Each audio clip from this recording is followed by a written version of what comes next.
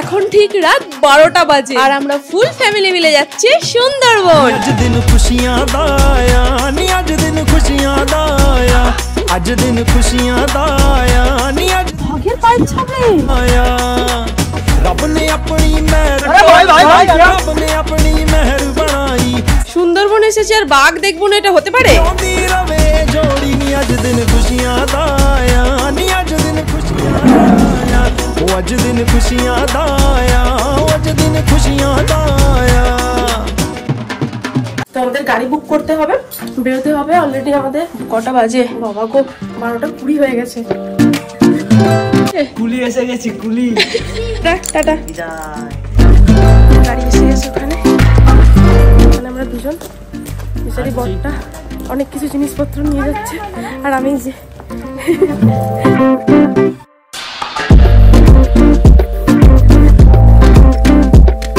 যদি বাঘে টেনে নিয়ে যায় তখন কি করি বলতো? বাঘ থেকে বাঁচার জন্য কিভাবে কি রক্ষা পেতে হয় আমি সেগুলো হচ্ছে দেখছিলাম, বুঝলে তো? বাঘের কানের ভিতরে হাত ঢুকিয়ে দিতে হবে, তাহলে বাঘ ছেড়ে দেয়। কানের ভিতরে উল্টে গেলে ঢুকিয়ে দেবে আর বাঘের চোখে সবসময় চোখ রেখে তাকিয়ে থাকবে, তাহলে বাঘ ভয় পেয়ে পালিয়ে যায়। তেজস্বী লোক হ্যাঁ আমার পাস। আমরা এখন রবীন্দ্র সদনে এসে দাঁড়িয়ে আছি, আমাদের বাসের জন্য ওয়েট করছি। দেখি আমাদের বাস কতক্ষণে আসে।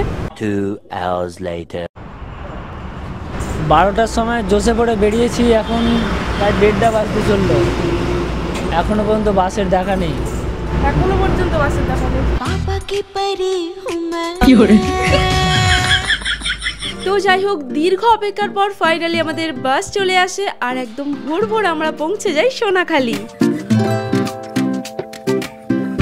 এই হচ্ছে বাট বন দেখতে পাচ্ছি না, চারিদিকে শুধু সাদা সাদা, মনে হচ্ছে পাহাড়ে এসে গেছি। না পাহাড় না, সরকারি রাস্তা।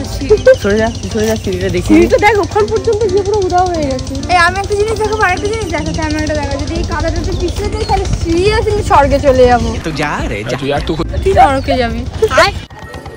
ওহ, এরকম একটা পরিবেশ আর এত ঠান্ডার মধ্যে গরম গরম চা, পুরো জমে ক্ষীর। চা জমে ক্ষীর?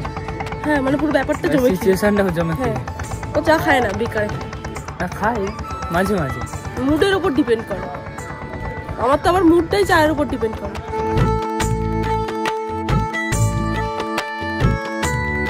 যাই হোক, প্রায় 3-4 ঘন্টায় সোনাখালি ঘাটে ওয়েট করার পর ফাইনালি আমাদের লঞ্চ চলে আসে। আর আজকের আমাদের প্রায় পুরো দিনটাই এই লঞ্চের মধ্যেই কাটবে। সত্যি বলতে নদীর দুপাশে ঘন জঙ্গল দেখে আমাদের মাথায় তো একটা কথাই ঘুরছিল যে সুন্দরবনে বাঘ দেখতে পাবো কিনা। শুনেছি সুন্দরবনে এসে বাঘ দেখতে পাওয়া নাকি ভাগ্যের ব্যাপার। তো দেখা যাক আমাদের ভাগ্যটি কতটা সাথ দেয়।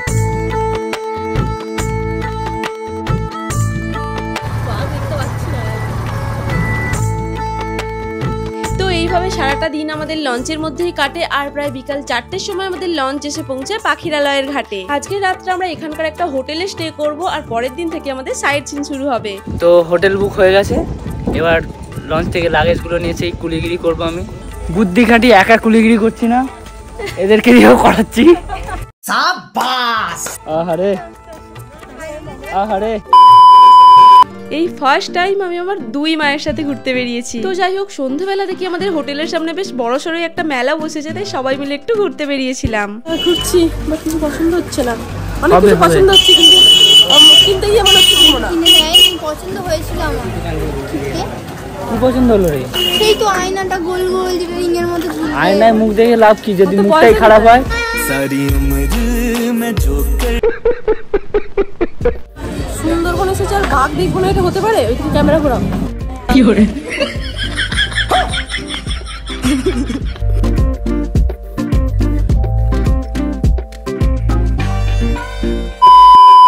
তো আজকে আমাদের সুন্দরবনের ডে 2। আমরা এখনো পর্যন্ত পাখিরালয়তেই আছি, মানে আমাদের হোমস্টেতেই আছি। একটু পরেই যাব লঞ্চে, আর আজকে অনেকগুলো সাইট সিন ভিজিট করার আছে, এক এক করে তোমাদের সব দেখাবো। তাই জন্য সকালবেলা একদম রেডি সেডি হয়ে গেছি, স্নান টান করে। চলো বাকিরা কি করছে দেখাই। কত স্টাইল করে ব্যালকনিতে উঠতে হয়। ছোটখাটো মানুষ, কি করবো? তোকে দেখে পুরো আলুর বস্তা মনে হচ্ছে। ফাইনালি আমরা লঞ্চে উঠে পড়েছি আর কিছুক্ষণ পরেই আমাদের লঞ্চ ছাড়বে। তো কোথায় কোথায় যাচ্ছি তোমাদের সব দেখাবো।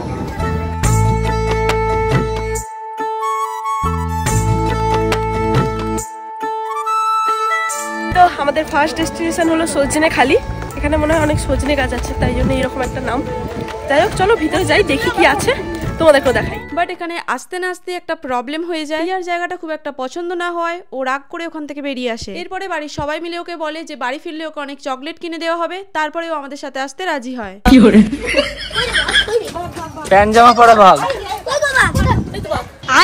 বাঘ দেখলে ভালো লেগেছে? জামা প্যান্ট পরো বাঘ।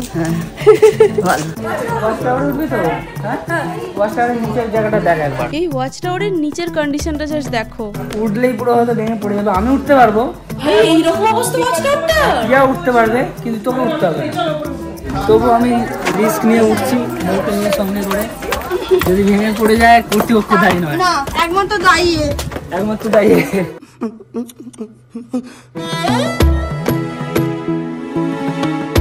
বাঘ দেখছি পাচ্ছি না। উপরে উঠে আমি পুরো সুন্দরবন দেখে ফেলেছি। আমি ওর বাড়ি যাচ্ছি, tata bye bye tata. Sajnekhali থেকে বেরোনোর পথে নদীর ধারে না বেশ একটা ইন্টারেস্টিং জিনিস দেখলাম। এটাকে কি বলে তোমরা কমেন্টে জানিও তো। তো যাই হোক আমাদের লঞ্চ আবার রওনা দেয় পরবর্তী লোকেশনে যাওয়ার জন্য। আমরা একটার পর একটা লোকেশন ভিজিট করছিলাম তো ঠিকই, বাট মনটা আমাদের একটা জিনিস দেখার জন্য আগ্রহী ছিল যে আমরা একবারের জন্য কি সুন্দরবনের বাঘ দেখতে পাবো না। আর সেই অপেক্ষা করতে করতেই আমরা পৌঁছে গেলাম সুধর্ণখালি।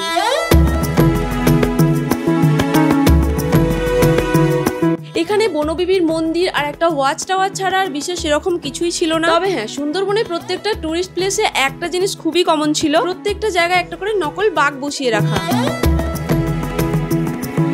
তো উপর থেকে ভিউটাই মানে আলাদাই ভিউ একটা। এখান থেকে এগুলো ভালো লাগে। হ্যাঁ, উপর থেকে বেশি সুন্দর লাগছে। দূর দূর অবধি বাঘের দেখা নেই। এখানে পরিবেশটা এত সুন্দর, এমনি ঘুরতে খুব ভালো লাগছে। তো যাই হোক, এরপরে আমরা বেরিয়ে পড়লাম দোবাকি যাওয়ার জন্য। আর যেতে যেতে আমরা এখানে একটু টাইটানিক পোজ দেওয়ার চেষ্টা করছিলাম।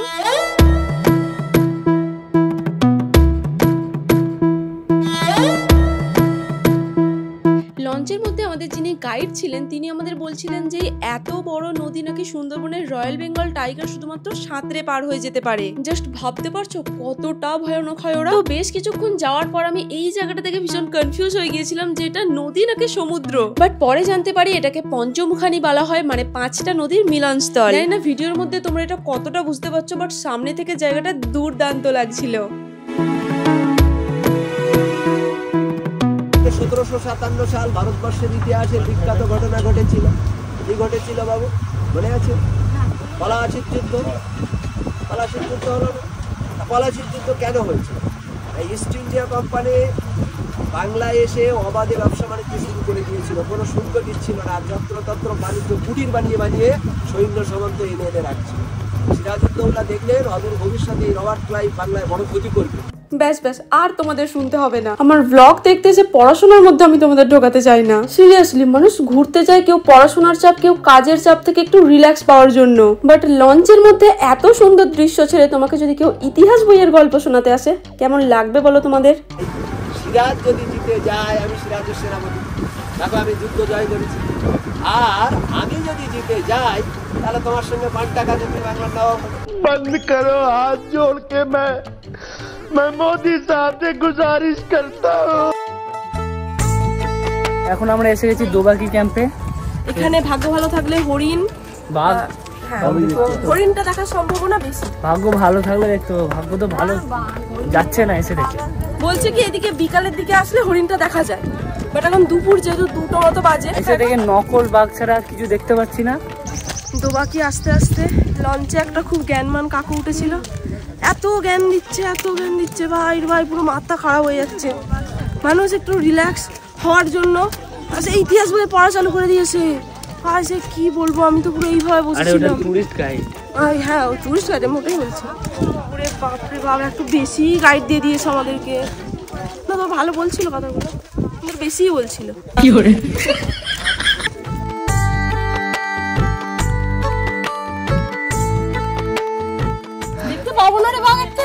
দেখ, আমি তো ওটাই ভাবছি। বাঘের পায়ের ছাপ রে। কই রে? এ দেখ, এই তো সামনে একটা বোঝা কই এগুলো? সিরিয়াসলি? হ্যাঁ, এটা বাঘের পায়ের ছাপ। ওহো, দেখ শুধু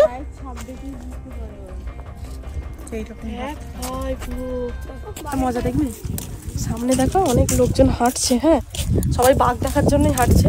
আর বাঘ বাঘ বলে চেল্লালে সব ছুটে আসবে। ওখানটা গিয়ে বাঘ বাঘ বলে চিৎকার করবো, হ্যাঁ কি রিঅ্যাকশনটা হয় সবার দেখবো। না না করতে হবে না, লোক এসে তারপরে মারবে, তখন মারবে না, চলো কি হবে, চলো কি করে। এখানে বাঘ দেখা যাচ্ছে মনে হয়, এদিকে বাঘ দেখা যাচ্ছে মনে হয়।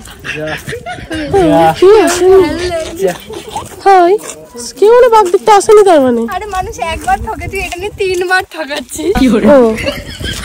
না প্রথমবারে কাজ করেছিল কিন্তু কিন্তু তখন ক্যামেরা অন ছিল না, সেকেন্ড বারেও কাজ করেছিল, তখন ক্যামেরা অন ছিল না। তো যাই হোক, এরপরে আমরা জঙ্গলের মধ্যে থাকা এই সরু ব্রিজটার উপর দিয়ে দুবাকি ওয়াচ টাওয়ারে আসি। এখান থেকে জঙ্গলের বহু দূর পর্যন্ত দেখা যায়। এখান থেকে আমরা দুটো বুনো শূকর আর একটা হরিণেরও দেখা পেয়েছিলাম। এখানে এসে বুনো শূকর দেখলাম, বুনো হরিণ দেখলাম। যেখানে হরিণ থাকে শুনেছি সেখানে বাঘও থাকে। একটু ওয়েট করে যাই যদি দেখতে পাই। কি বলো? চলো দেখি, ওয়েট করি। কি বিশাল জঙ্গল চারিদিকে, বাট আমাকে একা রেখে সবাই এখন চলে গেছে। যাই ছোট ছোট। এরপরে আমরা ওখান থেকে চলে আসি ঝড়খালিতে। আমাদের লাস্ট ডেস্টিনেশন হলো ঝড়খালি। বেসিক্যালি এখানে জঙ্গল থেকে রেস্কিউ করে আনা বাঘেদের চিকিৎসার জন্য এনে রাখা হয়।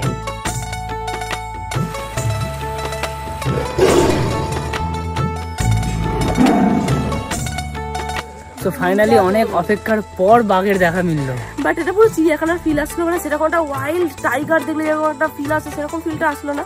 মেনলি এখানে রেস্কিউ করা বাঘগুলোকে রাখা হয়। এখানে এই বাঘটার একটা নামও দেওয়া হয়েছে, দেখো ওখানে লেখা আছে। এই বাঘটার নাম হচ্ছে সোহিনী। যাই হোক, সুন্দরবনে এসে সুস্থ বাঘ দেখা তো আর ভাগ্যে ছিল না, তাই এই সোহিনীকে দেখি মনটা শান্ত করলাম।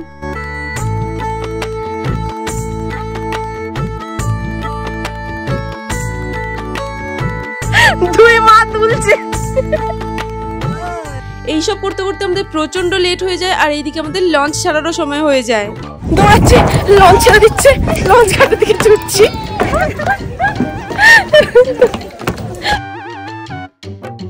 আর এত তাড়াহুড়োর মাঝে হঠাৎ করে আমি সুদীপকে খুঁজে পাচ্ছিলাম না। তারপরে দেখি ও লঞ্চের ক্যাবিনেটের মধ্যে ঢুকে লঞ্চ চালাচ্ছে। সুন্দরবনে এসে যে আমার বরটা লঞ্চ চালানো শিখে যাবে এটা আমি কখনো ভাবিনি। তো যাই হোক, এরপরে আমরা নদীতেই অসাধারণ সূর্যাস্ত দেখতে দেখতে বাড়ির পথে রওনা দিলাম। তো আজকের মতো টাটা। এতজন চেনা অচেনা লোকের মাঝে এই দুটো দিনটা আমাদের বেশ মজাদার কাটলো। আর এই ব্লগটা তোমাদের কেমন লাগলো অবশ্যই জানিও। তো আজকের মতো টাটা, খুব তাড়াতাড়ি দেখা হচ্ছে একটা নতুন ব্লগে।